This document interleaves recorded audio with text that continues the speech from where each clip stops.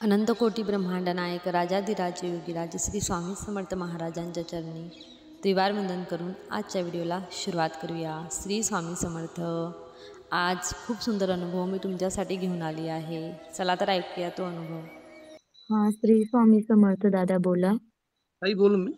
हां. हो ताई बोला. मी ऋषिकेश सुरडी. ताई दादांना आणि सर्व सेवेकऱ्यांना माझा प्रणाम. ताई माझा असा अनुभव होता, की माझी मम्मीच बोलणार होती, पण आई बोलली, की मला तू बोल.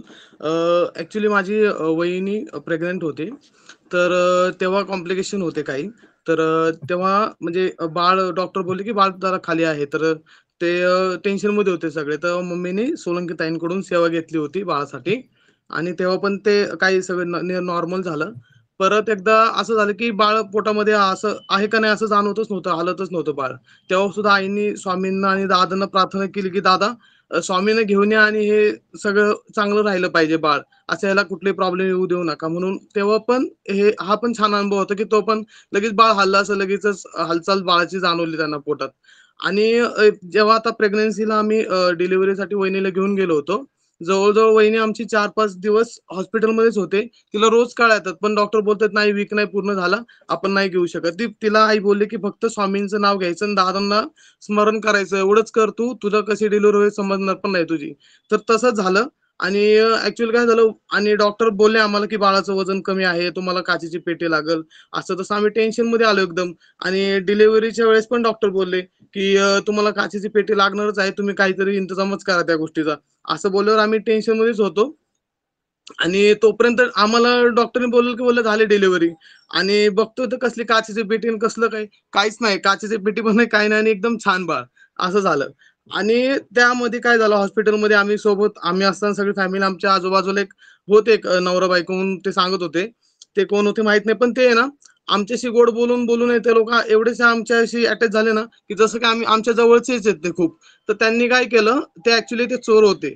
आणि ते बाळ घ्यायला आले होते का काय माहित नाही आम्हाला.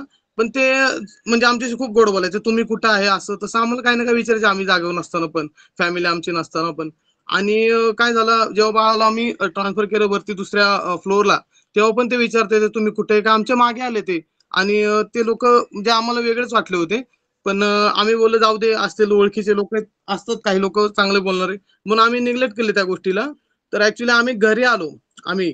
तर एक माणूस आला त्या सिक्युरिटीला सांगायला, की हा माणूस आहे जो फिरतोय, हा 1 आठवडा झाला हा इथंच आहे. ह्याचं कोणी रिलेटिव्ह नाहीये, काही नाहीये आणि हा फिरतोय. हा कोणी ह्याचा रिलेटिव्ह नसताना इथे फिरतोय.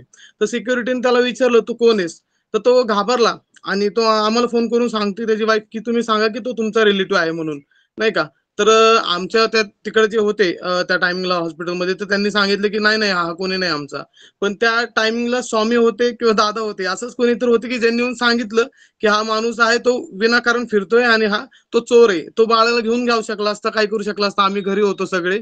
पण आम्ही तेवढ्या ह्याच्यातून मोठ्या संकटातून आम्ही बाहेर पडलो आणि तो चोर पकडला पण गेला ताई. आणि त्याला म्हणजे हाकललं सिक्युरिटीनी. एवढा मोठा आम्हाला छान अनुभव आला ताई. श्री स्वामी समर्थ. हो, खूप छान अनुभव. ज्यावेळेस आपण स्वामी सेवा करत असतो, तर त्यावेळेस स्वामी आपल्या सोबत असतात, याची प्रचिती तुमच्या हो ना अनुभवातून ताई. आली आहे.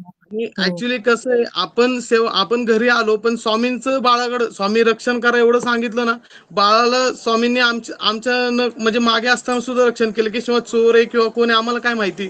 पण त्याच्यामधून सुद्धा स्वामींनी, दादांनी ना, असलं कुठलं संकट येऊ दिलं. आमच्या मागचं संकट सुद्धा त्यांनी घालवलं. म्हणजे पुढे तर आपल्या समोरच काहीतरी दिसतंच. पण ते स्वामी, दादा आहे ना आणि स्वामी आपले संगतीचे जे लोकं असतात ना, त्यांच्याकडे सुद्धा दादांचं लक्ष असतं, स्वामींचं लक्ष असतं, की आपली संगत कुणाबरोबर आहे, आपण कुणाबरोबर फिरतोय.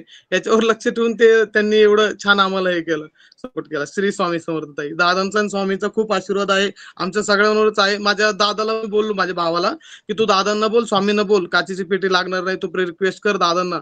तो बोलतो, "तू बोल." मी म्हणलं, "नाही, मी नाही बोलणार. तुला अनुभव आला पाहिजे स्वतः. तुला मी असं डायरेक्ट मी सांगितलं, तुला त्या गोष्टीची किंमत राहणार. तू दादांना स्वतः रिक्वेस्ट करायची, स्वामींना स्वतः रिक्वेस्ट करायची." तर तो बोलतोय, "हां, मी दादांना बोललो, स्वामींना बोललो होतो. मला काही काचीच पेटी." आईच्या गळ्यात पडून रडला. तो कधी रडत नाही. तो खूप स्ट्रॉंग आहे. पण तो रडला. त्याला त्याला असं एवढं गहिवरलं, की स्वामी किती दयाळू आहेत, दादा किती दयाळू आहेत, की आम्हाला अशा संकट आणि तो सेवेत पण नसतो ताई. तरी सुद्धा त्याला खूप छान अनुभव घेतला. श्री स्वामी समर्थ. हो, खूप छान अनुभव दादा.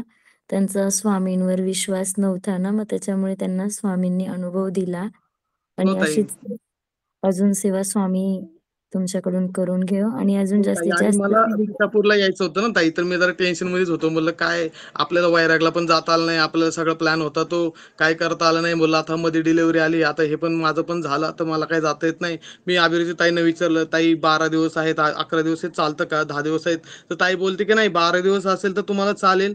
किंवा मग असं मी टेन्शनमध्येच होतं की बाबा आज 8 तारीख आहे, आज 9 तारीख आहे, आज व्हायलाच पाहिजे डिलिव्हरी, तर आपल्याला जरा दिवस भेटतील मध्ये. आणि तसंच झालं. छान मस्त तो चांगल्या नक्षत्रामध्ये ब्राह्मणांनी सांगितलं की तो चांगल्या नक्षत्रामध्ये आलाय आणि छान झालं ताई. डिलिव्हरी पण छान. म्हणजे दादा आणि स्वामीच ह्या सगळ्या गोष्टींचं टेन्शन त्यांनाच असतं. आपण फक्त त्यांच्यावर सोडून जरी बसलो ना निवांत तरी सगळं छान होतं ताई. काहीच टेन्शन नाही. आणि आमच्या आता ताई पण नाही काय. त्याच्यामुळे आम्ही स्वामींवर आणि दादांवरच सोडून दिलं होतं सगळं आणि खूप सगळ्या छान गोष्टी झाल्या. आम्ही खूप हॅपी आहे या गोष्टीसाठी आज.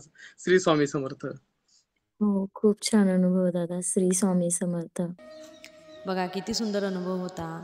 असेच एकापेक्षा एक सुंदर सुंदर अनुभव स्वामी सेवा केल्याने बरेचसे जे सेवेकरी आहे त्यांना येत आहे. तर तुमच्याही अशा काही समस्या असतील तर नक्की तुम्ही आमच्या ग्रुपला जॉईन करा. तुम्ही दादांसोबत प्रश्न उत्तर करा. तुम्ही सेवा घ्या आणि त्या सेवा पूर्ण विश्वासाने करा. तुमचे जे प्रश्न असतील ते नक्कीच स्वामी महाराज सोडवतीलच एवढा मला विश्वास आहे. आणि स्वामी सेवा करत राहा. स्वामी सेवेमध्ये जितके जास्तीत जास्त लोक होतील त्यांना तुम्ही जोडवून घ्या. तर तुम्हाला आमच्या ग्रुपला जॉईन व्हायचं असेल तर ग्रुपच्या डिस्क्रिप्शन्स बॉक्समध्ये मी जी लिंक दिली आहे ती लिंक तुम्ही जॉईन करा. आमच्या ग्रुपला तुम्ही जॉईन व्हा. टेलिग्राम तुमच्याकडे असेल तर टेलिग्रामवरती तुम्ही जॉईन व्हा. नाहीतर तुम्ही व्हॉट्सअपवरती सुद्धा जॉईन होऊ शकता. मी दोन्ही लिंक आपल्या डिस्क्रिप्शन्स बॉक्समध्ये दिली आहे. तर आमच्या ग्रुपला जॉईन व्हा. स्वामी सेवा करा. स्वामी सेवा वाढवा आणि स्वामी सेवेमध्ये प्रत्येक लोकांना जोडवून घ्या. तर झालेली सर्व सेवा ही मी स्वामींच्या चरणी अर्पण करते आणि आजचा व्हिडिओ इथेच संपवते.